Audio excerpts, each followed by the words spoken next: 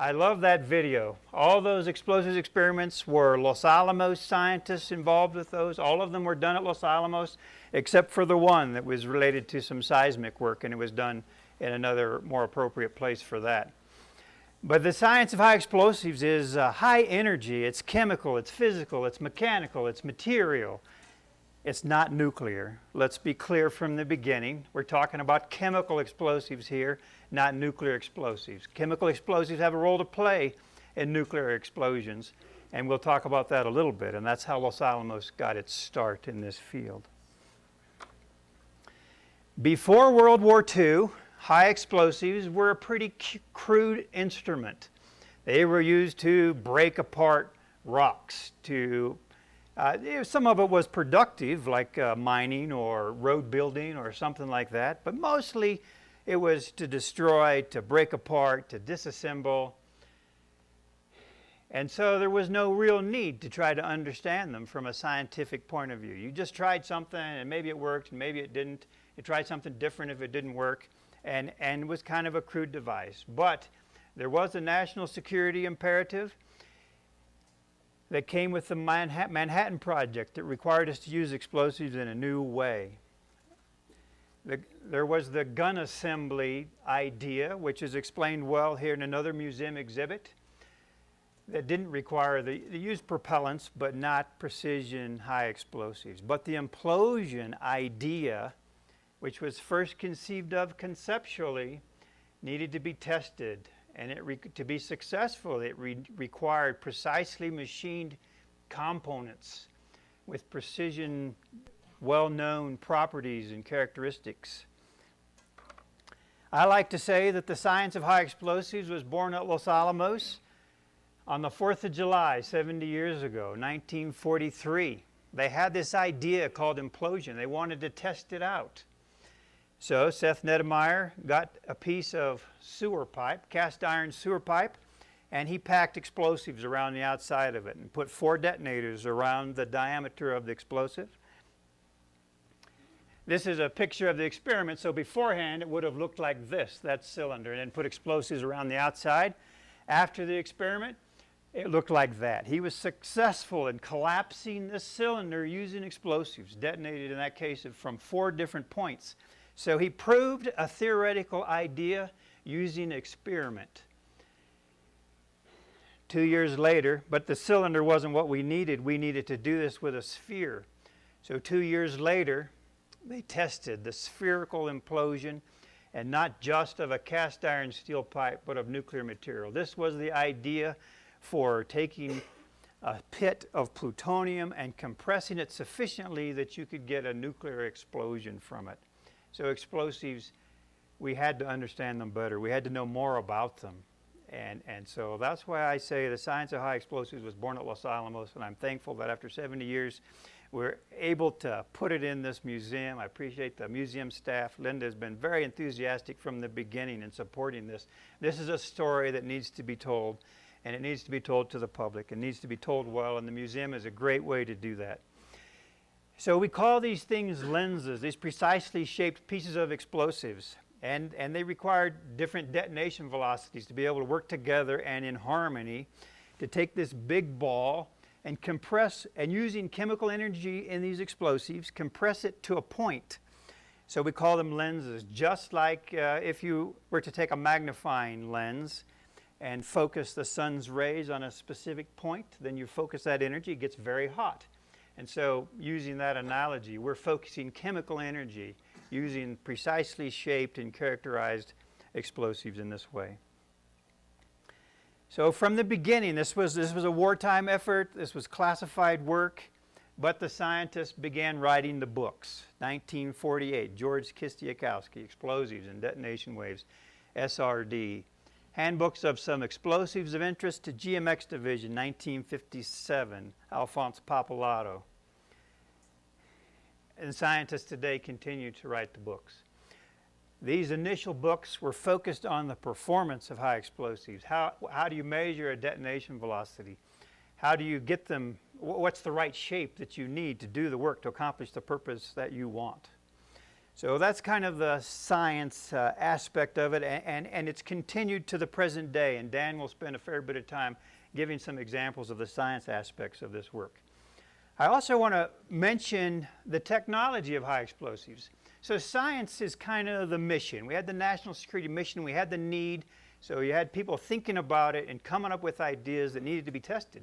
To test those ideas, we had to develop some new technology. If we were to just go simply, like with machining, how do you get an explosive that's precisely shaped? So we have early on this memory, 1945, of a person using a TNT-based explosive and using a carpenter tool, a wood saw, to cut the chunk of explosive, and using a garden hose for coolant. That's how it began.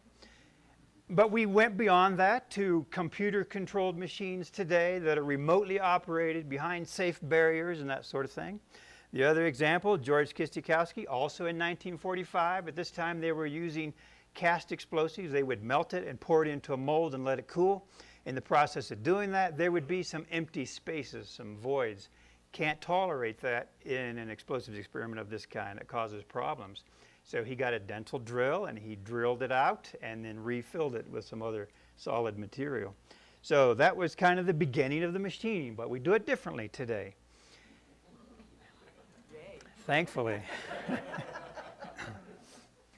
And if we were to pick another one, detonators, for example, initially, like that cylinder, required 4 different detonators. Well, if you want it all to come together at the same point, there's got to be some kind of simultaneity in those detonations so that they all come together at the same time so you don't get some odd-shaped thing. And so detonator technology first had to have something that was going to be reliable. They were all going to happen because you're trying to light this outside surface of a sphere and get it to all direct its energy in at the same time. So how you do that, that was a technology development all by itself. And that required a lot of science. I'm not trying to build walls between science and technology, but I'm trying to emphasize some different kinds of aspects to the whole thing. So, and then later, it was, okay, so now we know how to make it work. What if somebody were to, and it's going to be used in a nuclear weapon, what if someone were to take this and want to use it themselves? How can we make it so they can't use it? So then you start designing detonators that say, well, you can't just plug it into the wall and make it go off. You have to have a specific electrical signal in order for it to work and make it more complicated. That also requires some development and some science. And then you have to know whether or not these things are working. And so we call that diagnostics. How can you see into these processes? How do you measure detonation velocity in an explosive? So other kinds of instruments were developed, and high-speed cameras, flash X-ray machines, DART. We've got some people that worked here at DART. That's an example. DART and Fermex from the days, pens and probes. Willard Hemsing here did a lot with interferometry. There's lots of ways, and it's a pleasure. Let me just take a pause here, and it's a pleasure to see the composition of this audience. I see people who've mentored me from my earliest days, even before I hired on at the laboratory. And I see people here who I also have mentored, and it's just a great composition here today. People who've worked in explosives, people who've worked with some of these diagnostics, they got their own areas of specialty, and people who this is a new topic for them and they're just interested in it. So great composition for this audience today. So lots of ways, but I'm gonna follow the thread of what I call main charge explosives. So another transition in technology from TNT to PBX. TNT is an abbreviation for a chemical word for an explosive that's common to everybody. Wile E. Coyote and the Roadrunner, you know, everybody knows TNT. So that's why we kind of focused on that one. And that was the most commonly used explosives in World War II. And so that's where we began. It was relatively low energy as the mission need evolved. So we needed higher energy, so we'd take higher energy materials that are more like powder, white powders like salt or sugar, and we sprinkle that into the TNT to give it more energy. And but eventually we decided, well, how about if we just use all of this white powder? But how do you get it to stay together and hold its shape? So we had to develop a technology for that. So you put a few percent binder in. We call it a plastic bonded explosive or a polymer bonded explosive, PBX. So this changed the technology. We're no longer casting TNT. TNT could be melted on your stove.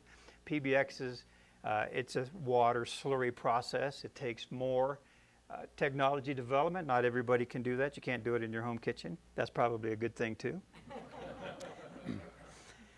In the process so we made that transition to a plastic bonded explosive. And even within plastic bonded explosives, some of the first ones, there were some serious accidents. And I'll come back to that when I focus a little bit on safety.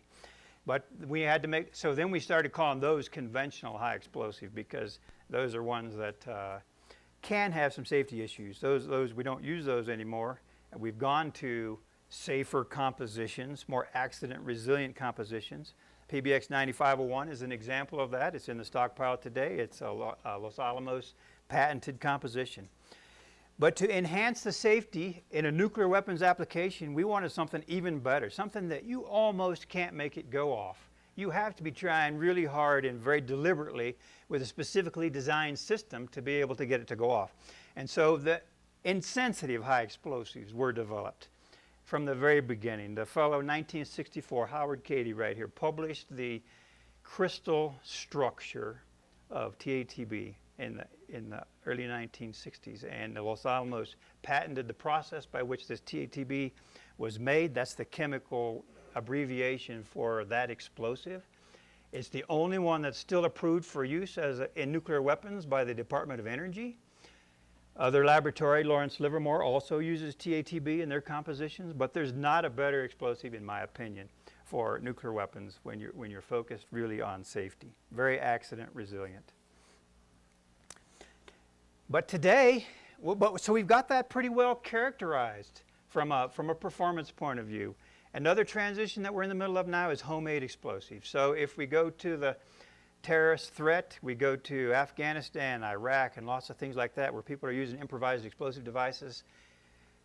Those are explosives. Those aren't ones that they use in nuclear weapons. Those are ones they can mix up in their kitchen. They're not all that safe. So we're making a transition. We're applying our science skills and the safety basis and information that we've developed to be able to work with homemade explosives today also. I got one slide on the safety of high explosives. So first there was the mission need. We had to get the job done. We accomplished that. In the late 1950s, there were 3 accidents that killed 7 people at Los Alamos National Laboratory. And from those, we learned a lot about safety. Things have changed a lot. John Ramsey, who's here in the audience with us, wrote a nice summary in 2001 of all the accidents and incidents involving explosives at Los Alamos National Laboratory. He's made a great documented effort. We haven't had any fatalities at Los Alamos with explosives since 1959. We've changed the way we do things. We don't have big surprises anymore. We have little surprises. We acknowledge that we don't know everything about explosives. There are unknown unknowns, and so we control the development process with testing and by how much, just a tiny bit till you know it better, then you make some more, you characterize it some more, then you make a bunch, and then you characterize it some more. We learned that there's a difference between dropping explosives powder onto the floor from here and nothing happens, but if you have a big chunk of the right kind of explosive and you drop it on the floor, that could be a very bad day and could kill lots of people. So the safety is different whether it's a big piece or a little piece. It's not just the energy that's released, it's the accident mechanisms that are different. So I showed you that we wrote the books on detonation, and Dan Hooks will show another one that's a classic on detonation. And that's its intended use. But to show that the Los Alamos scientists continue to write the books on explosives, I showed this one. This is a 2010 publication. All of the chapters are written by Los Alamos scientists, and you can't tell from the big print, but it's non-shock initiation of explosives. That means in an accident scenario or an unintended way, what could set off these explosives that you don't want them to go off? How do you keep them from going off? How can we understand if they have been damaged in an accident and didn't go off, how safe are they to handle? What do we do about them? And so Los Alamos has written the books also on the safety aspects of working with explosives. And I want to come back to that one more time. After these accidents in 1959 was the last one, October 14, 1959, we started a bigger emphasis on written procedures and those kind of things, and a formalized process for doing explosives work. And that became a standard in the Department of Energy. And so that after another accident at another site in 1977 where there were some fatalities, the Department of Energy said, well, we want everybody to use Los Alamos as a safety practice. And so they formed the DOE Explosive Safety Committee. John Ramsey was a member of that committee for many years. And so again, so Los Alamos has led the way in science, in the technology, and in the safety. Those are three key ways that I believe Los Alamos has set the standard. We haven't done everything. We focused on some things that were specific to our mission. But I got to tell you that it was humbling to me, actually, to go to China and give a talk on some explosives work, on our insensitive high explosive, unclassified, of course, in 2005. And there was a lot of people from different countries that were there. And when they learned that you were from Los Alamos, their eyes get big. Los Alamos has a reputation and has a name internationally for this work with explosives. And many people have worked to build that foundation. One other aspect of this work is its breadth, its comprehensiveness. We call it from cradle to grave. One way that it's the cradle is it starts as a brainchild. It's an idea. And we can convert that to a real-world application and solve specific situations. Some that can be shared, and Dan will share, and some that are still classified or sensitive that we can't talk about. So we're able to go from an idea to its use in the field in a beneficial way for our society, for humanity. We also can take it from the birth of a new molecule, a new chemistry set of atoms that are organized to do explosives in a different way. That's the TNT to the HMX or RDX to TATB sort of a thing. And Dan will give some examples of that as well. And we can take it from that birth all the way to its waste treatment. We do on-site waste treatment of explosives. We treat them. We have machining waste. We have parts that don't meet requirements. We have things that we don't need. So we're able to do that. We also do computer simulations. And experimental validations. We do nuclear weapons. We do terrorist devices. Even a little bit of art. There's going to be a little artifact. I remember coming new into explosives, and they would take a pound of explosive and they'd put a leaf underneath it from an aspen tree, and you'd detonate the explosives, and there was a brass plate underneath it, and the imprint of the leaf would show up on the brass plate. Very artistic. But even just a couple of years ago, there was a New York City artist who wanted to come out and do some explosive sculpture work, and did that in our firing sites here at Los Alamos. Kind of a fun area. We're the experts with explosives, but not necessarily with their artistic applications, but we discover some of those things. So I hope you'll take time to visit the exhibit. It's multimedia. There's several videos. There's artifacts. There's a bomb suit, a full-scale bomb suit. There's an explosives experiment assembly called a sandwich test, before and after, the rubble that's left over. There's the confinement vessels that we do it for contained firing. Some of the sensitivity testing that we do, an introduction to how explosives work. So I hope you'll take time to visit the exhibit. And it's been a pleasure to talk to you. I need to save some time for Dan. Yeah.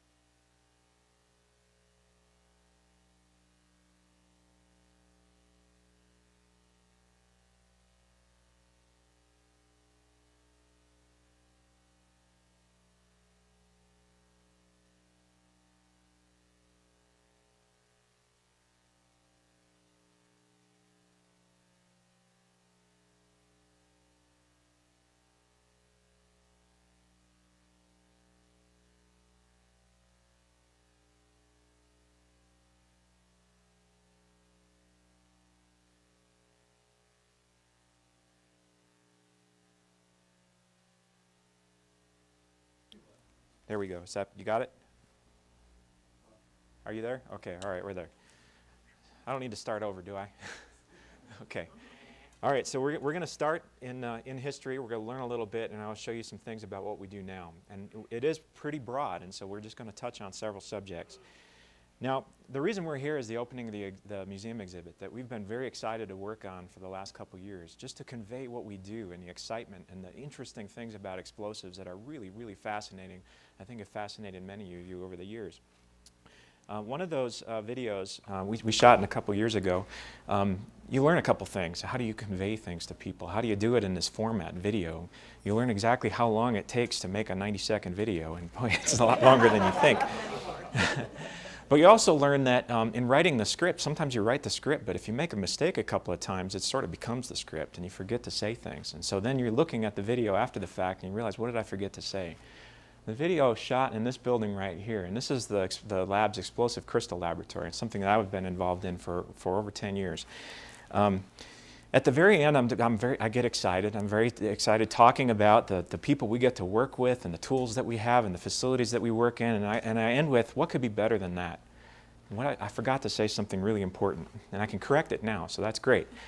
What's better than that is we make a difference every day. We have an impact. It affects people's lives. So soldiers going out, being deployed, we're training them. And so the history and the foundation for the work that we do here, all the things that we know and the work that we do makes an impact every day. And that's the main difference. The one thing I forgot to say. Okay, so I showed two buildings here. If you live in town, you recognize this as the new main administration building of the laboratory, the National Security Sciences Building. You notice a difference here, right? So in explosives, in a lot of the places, we work in historic buildings, so history comes with a few other things too. Some of these buildings were built in the 40s or 50s, et cetera. That's not to say, so there's a Los Alamos thing to remember. It's a very general saying, but it's what's on the inside that counts. And no matter if it's a shiny building or an older building, we have some good stuff in there. This building in particular is unmatched in what we do inside. There's not another place like it in the world that we're aware of. And so it's very functional. But that doesn't prevent us from thinking about the future. Where do we go from here? There's still a lot of things that we don't know about explosives. As Cary put it, the unknown unknowns. How do things work? It happens fast. It happens hot. It happens at high pressure. It's a real challenge to measure. One of the higher profile things that we've put out in the last year or so is this concept called MARIE, a way to modernize our beamline facility. And MARIE stands for Matter, Radiation, in Extremes. I can't think of another extreme that's more, well, I guess I can think of something that's more extreme than explosives, but chemical explosives do create a really extreme environment, and in understanding what happens inside that material, imagining this tool for the future could really be transformational for us. And so we are looking to the future. We are modernizing the tools that we use and the facilities that we have. So what else is good about the facility proposal like this? Well, one of the things that's good about it is we recognize that it's the little details inside those materials that's driving what happens. When you dropped it, what is it that happened down there that localized that energy, that made that explosion happen or not? It's the little details in the material. So what are we dealing with? Cary said unknown unknowns. What we deal with all the time is people come to the explosives experts and they say, what if? And almost anything could come after that, right? So I dropped it and I was okay. Can I do that again? Well, probably not a good idea. But you could come up with any number of things. Lightning, you're driving, there's a fire, or in combination.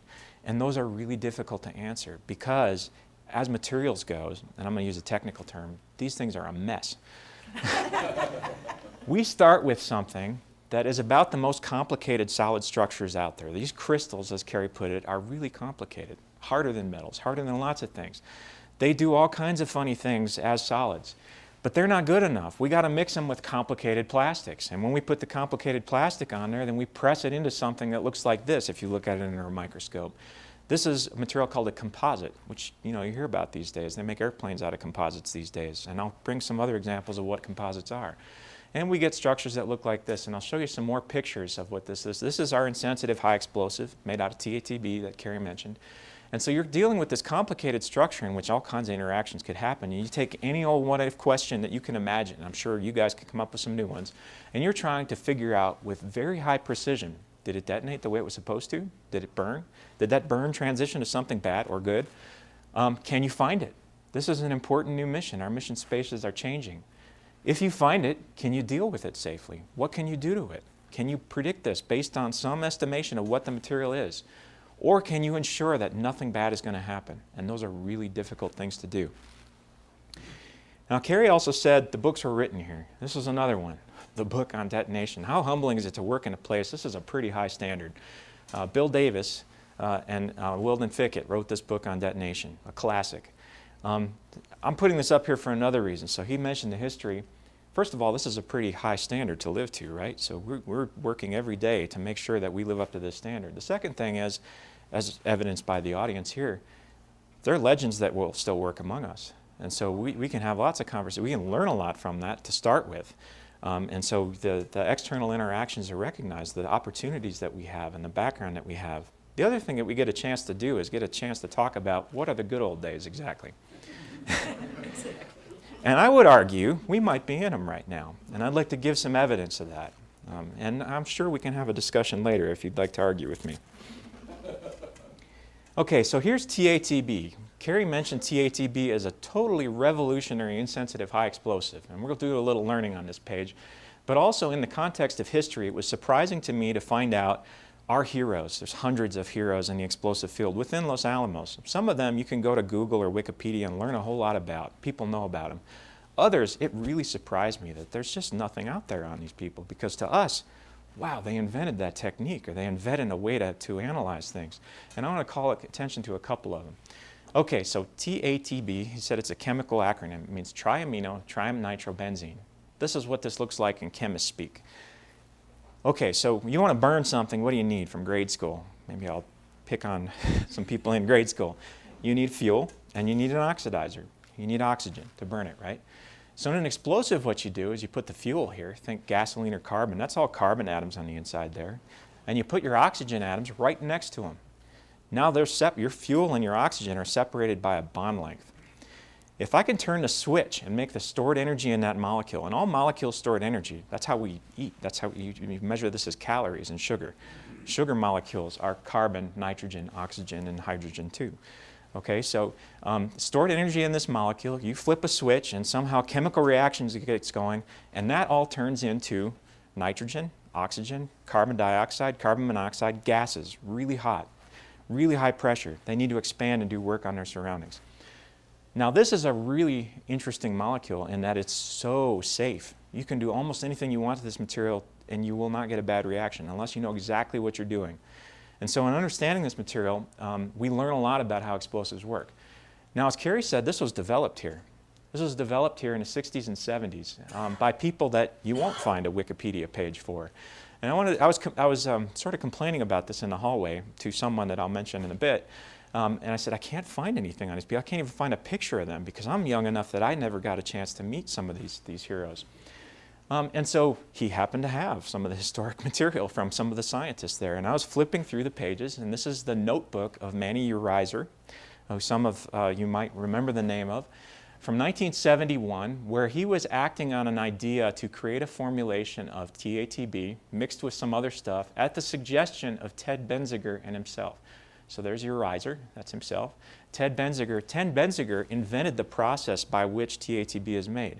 We still make TATB today. People are interested in safe explosives. We're making new material today. It's done by the Benziger process. You're not going to find this on Wikipedia. And so I thought it was really neat to find this. So here's TATB powder. There's the plastic we mix it with. There's the plastic and the powder all mixed together, and there's some pressed pieces that have been machined into a precise shape. Now, historically, we develop materials have a really strong foundation. This is not let up. We have one of the strongest materials discovery teams in the world for explosives. And I can give hard evidence for that.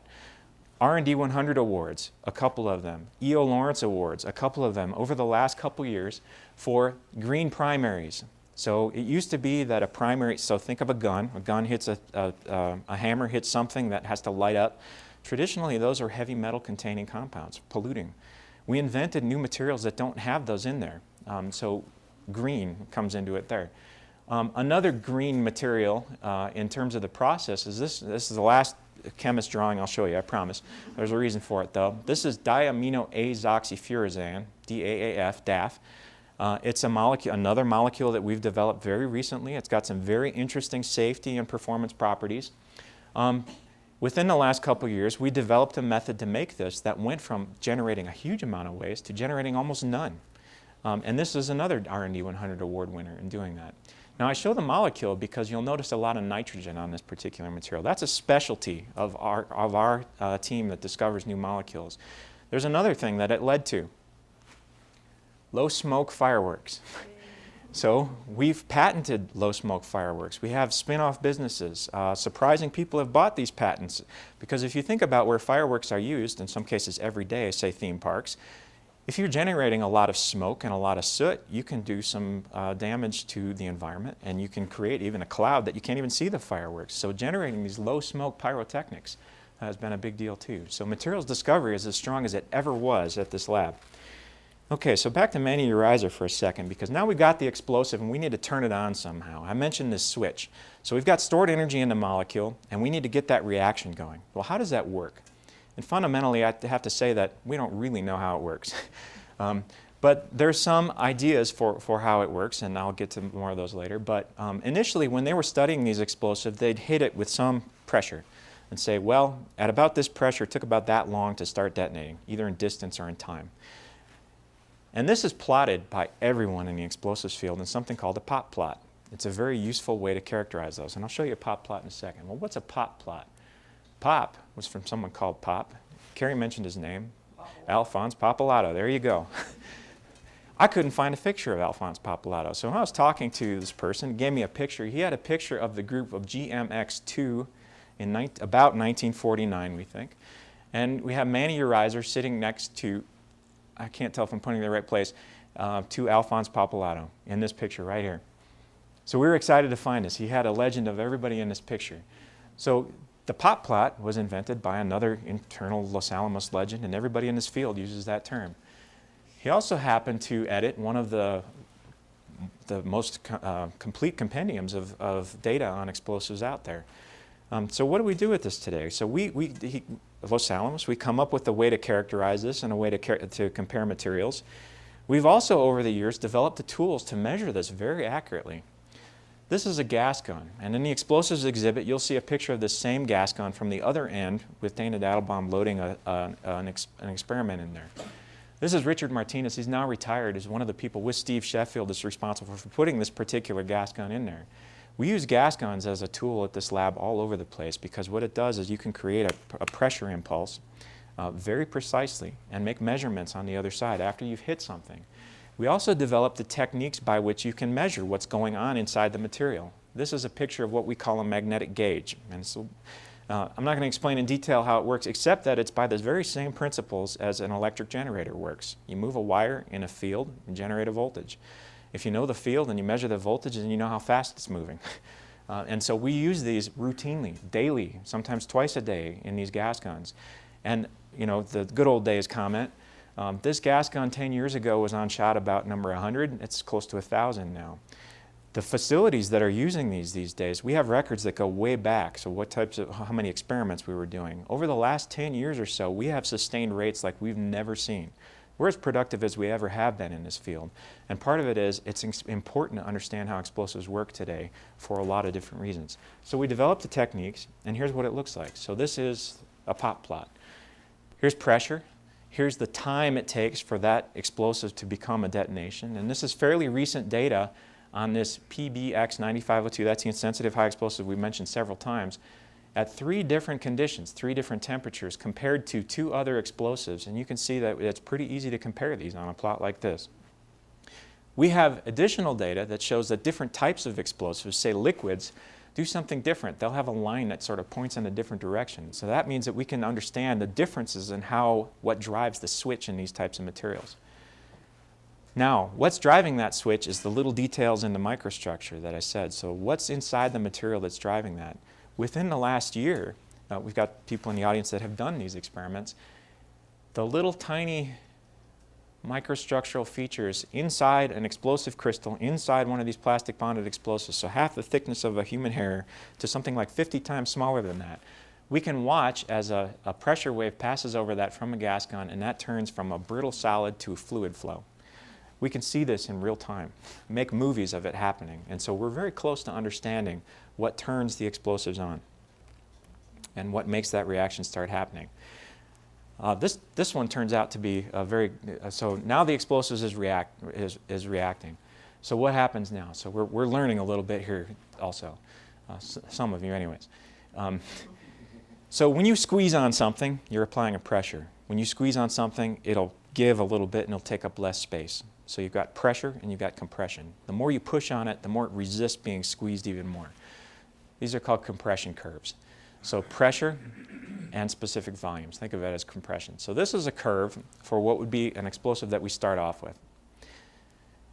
After you start squeezing on it a little ways, most explosives are going to take that energy and figure out how to react. And at some point, they become a mixture of gases. Now, that mixture of gases has its own compression curve. Out here, hot, high-pressure gases have their own compression curve.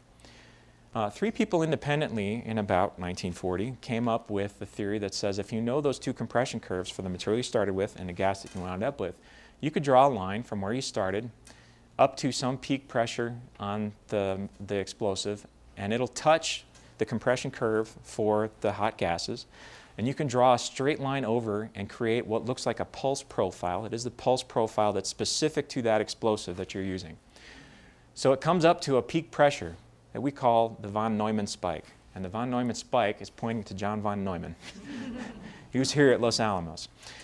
Turns out his daughter, his professor at University of Michigan, is going to be giving the director's colloquium here at the lab tomorrow. So we're excited about that. So after you come up to the von Neumann spike determined by this theory, there is a chemical reaction. So the molecule comes apart into all those gases. That takes some time or distance, and that's determined right here. It comes down to this point where it touches that line to what's called the CJ state. 2 other people, Chapman and Joguet, nothing to do with Los Alamos. But from there, it's just hot expanding gases. So you get to a peak pressure, the chemical reaction happens, and then you push. This is very specific to an explosive. So what chemical reactions happened? How long did they take? How much gas did you generate? How is it going to push? Each explosive has a very characteristic push profile that we would call this. It has been a challenge for many, many decades to verify this theory because this happens really fast, picoseconds sometimes, nanoseconds. That's 12 zeros and a 1 after a decimal place, a trillionth of a second. So it's a real challenge to measure this, and I can tell you that these days, we're real close.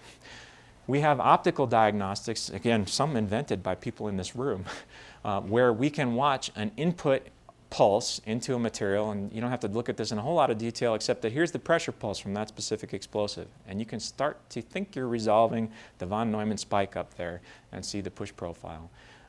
We also have chemical diagnostics where we're looking at what does that reaction look like there. So an optical spectroscopy, how much does the material absorb at different wavelengths of light. And this is a map of that, a very recent experiment, where we're looking at the changes in the chemicals behind that detonation front. And you're going to say, well, it looks a little pixelated, right? Well, keep in mind, again, these are trillions of seconds that they're measuring. So we can start to resolve that. And in fact, we have a very detailed data set. So from the theory to something real, and this is the insensitive high explosive PBX 9502 again, here's the material compression curve for what we started with. Here's the compression curve for what we wound up with, and there's that line across there. And so we really made significant progress in our understanding of this.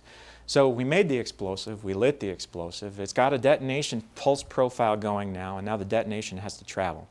So you have an explosive, it doesn't just bloat up, right? So the detonation travels in a very specific way in the material.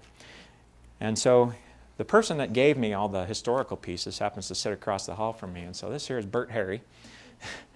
And Bert Harry had opportunity to work with many people at the lab, and we've talked about the good old days a certain amount.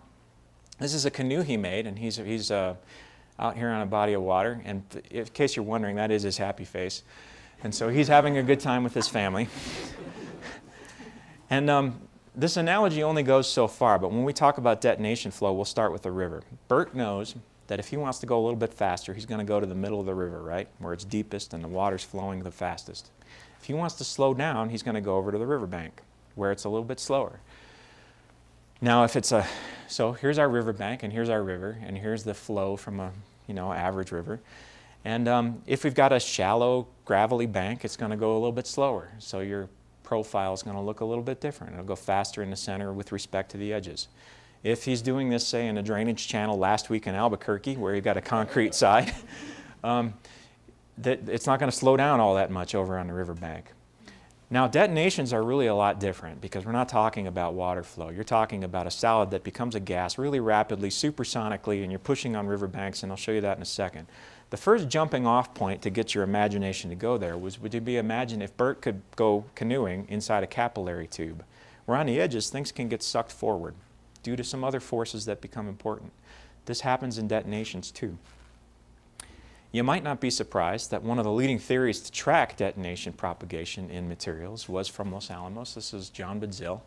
Steady state two-dimensional detonation in a model that we now call detonation shock dynamics. So this is a field that we have really dominated. And these days we take tests that have been developed over the years, and some people that work here are going to recognize, that are in this audience are going to recognize this, but this is what we call a cylinder test. And if you think about this as our explosive river, and the river banks are copper, that's what we've got here. We've got a copper cylinder with inside we've got explosive. Put a detonator on one end and you fire it off, and that detonation comes on down here, and we can measure how fast that happens. We can measure the expansion of this tube as the detonation progresses and those gases push out on it. And down on the end we can put a camera and we can actually go see what looks like on the riverbank and what that curvature looks like. And the people that know what kind of image they're looking at, I'm cheating a little bit and I'm doing it backwards, but that's okay because it works. But we have used tests like this and very similar ones, one of which you'll see in the museum exhibit over here, to verify some of the predictions that seemed a little bit strange from the theories. And we've figured that out within the last couple years. Okay. This is not the most interesting part of explosives if you're into seeing the bang. But the explosives are materials. And what happens, and whether or not they go bang, and whether or not they do what they're supposed to do, and many other things, depends on the material's properties. I've said this a couple of times. So what if you drop it and nothing happens? Is it still good? How does it break? What happens? And I mentioned that these materials that we use, the plastic bonded explosives, are composites. This is a picture of a different one under a microscope, and you'll see these big crystals. They are crystals. And I like to show this one because if you were to take a magnifying glass on this explosive and see that picture right there, and then you were to take it on a sugar cube, except for the stuff in between the grains, the size and shapes of those grains are all the same. It's almost the same material. It has a lot of the same material properties. And in fact, we use sugar in place of explosives to substitute something that we don't want to react. There's more to it than that, though, too. It's got another close cousin. So this is a tablet, I'll say, of this explosive right here. It's PBX 9501. I'll give you a headache. That's enough to give you a headache. Right next to it is a tablet of Tylenol, is one of the brand names for it. If you cut that one up, same deal. It's the same size, shapes, crystals, same everything about it, materials properties. It's also important to them, how does that get pressed into shape? Does it fall apart? What's the mechanical integrity of the part? So aside from the blowing up, there's a lot of close cousins that we can learn from and that we have impact in other fields in learning these things. Now, these are two different formulations that use the same explosive ingredient. The explosive ingredient is HMX. We change the binder, we change the plastic in it, and we change the percentage of material in the tube. You take two identical cylinders and you hit them into a wall below the threshold where they'll blow up, and same velocity, and you look at the pictures of what happens afterwards and you say, wow, that's really different. And in fact, there are some distinguishing features between how the formulation works and how it comes apart. But if you go and look at these materials, a lot of the times what happens is they all crack in the same way. And why is that? Well, it's the same materials structures and the same materials properties that are driving the failure events in all these cases. And we're starting to understand what those differences are and can really bracket the materials behavior of different formulations. So much so that we have lots and lots of data. So here's another plot of the ultimate stress. So that's the stress you put on something when it breaks, and you can go measure that. And then you can do it as a function of how fast you did it. So you pull really slowly and it breaks, and you hit it really fast and it breaks, and you go measure that. And you can do that from anywhere from pulling very slowly to a hammer strike and beyond that, and we have data on lots and lots of different formulations. So these points are for all different explosives, and you can see there's different behaviors. We have tons of data like this. We can also, again, see inside. So here's a crystal and here's a crystal, and there's a plastic holding the two together. There's John Yeager in the audience took this picture right here, where you can start to see those coming apart.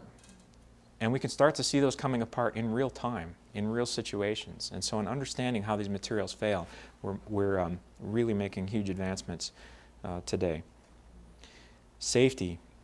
Like I said, those what-if questions. The materials response is important for what happens there. Thermal. A lot of things come down to thermal. So you heat up the explosive, never a good idea. What happens? In the old days, we would take an explosive and we would put it in a big metal container and we'd heat it up to some temperature, and something may or may not happen. If something bad happened, you might go pick up the pieces. And there are ways that you can figure out what happened from the metal pieces that happened, because there's actually some theories that say that can connect the two. These days, we've got better tools. We've got a facility over here, proton radiography. We've got X-ray radiography where we can see inside the material. You take a chunk of explosive and put it in a fixture, and you heat it up to some temperature. And as it starts to burn, you can see inside the microstructure, you can see where it starts to burn and how those burn fronts go out into the material. And we now have one of the leading theories for the time it takes to ignite the material and what the chemical kinetics are, so the reaction kinetics. When that molecule comes apart, what are the rates? What are the processes by which it does? These are being put into mechanical pieces from all that materials data that I showed you to say that in any specific scenario, say we've got an explosive with something on the outside of it and you hit it with something, and you can now figure out from all those mechanical things that we've learned, at about what temperature did we get to? At what point in that material? And then we can go in and put in the chemical kinetics for the reaction in the heat experiments, and you can start to figure out what bad things might have happened. We call this the match model. It's very new, so I thought I'd put that up there. Okay, one more on safety here.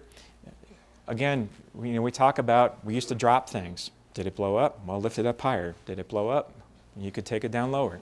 The problem with that is you figure out a 50% average of where it's safe to drop things from, say.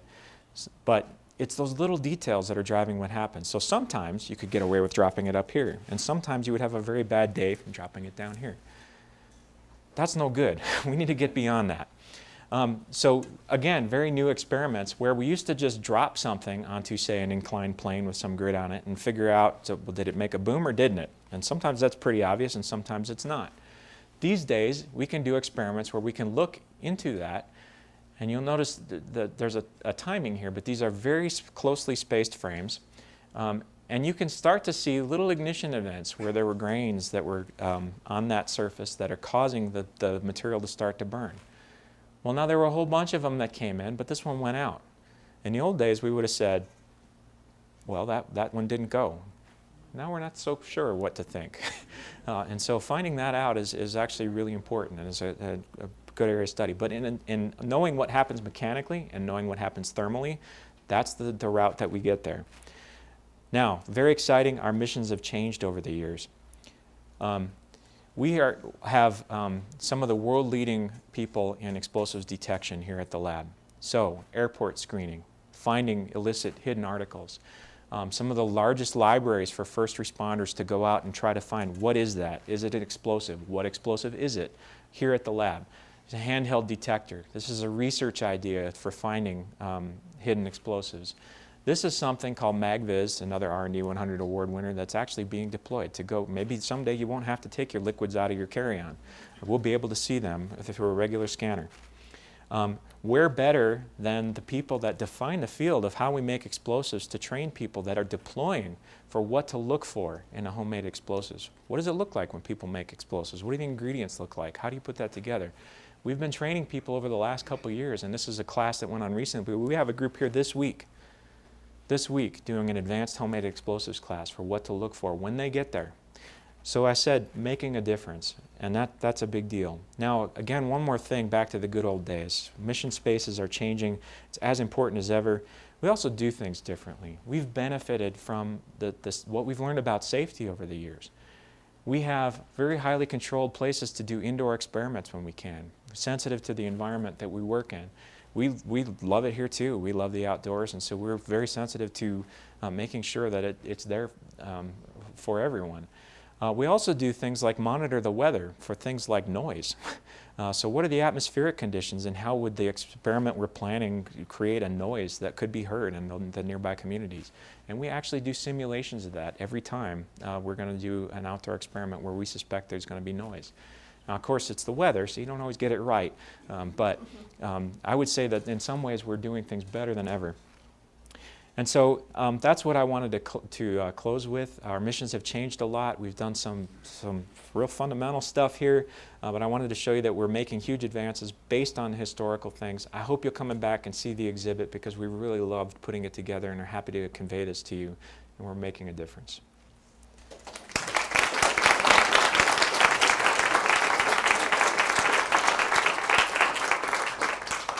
Sorry, one last thing. When you do a presentation like this, the pictures and the ideas, there's lots of people involved there, so I do want to give credit there.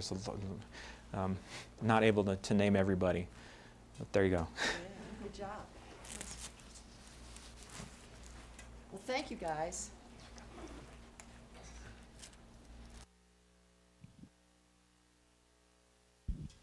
There. Thank you guys so very much, Dan and Cary. You were wonderful. And we are right at 1 o'clock, but I did want to give just a couple minutes for any questions that anyone here might like to have for our speakers. I was wondering if you could say something about those picosecond spectra that you've got. Okay, the first thing I'll say is that's the work of Sean McGrain. The work of Sean McGrain, and so he'd be the best one to talk to. But they have a couple of techniques that they use, and they are small-scale laser experiments that we hope to be able to deploy to larger scale experiments. And I don't know if that's enough detail for what you want, but actually in detail we'd have to get the expert here. Someone else? Was there a question down here? No? Well, we are right at 1 o'clock, so please come back at 4 when we open the exhibit and talk more to Dan and Cary. Thank you guys again.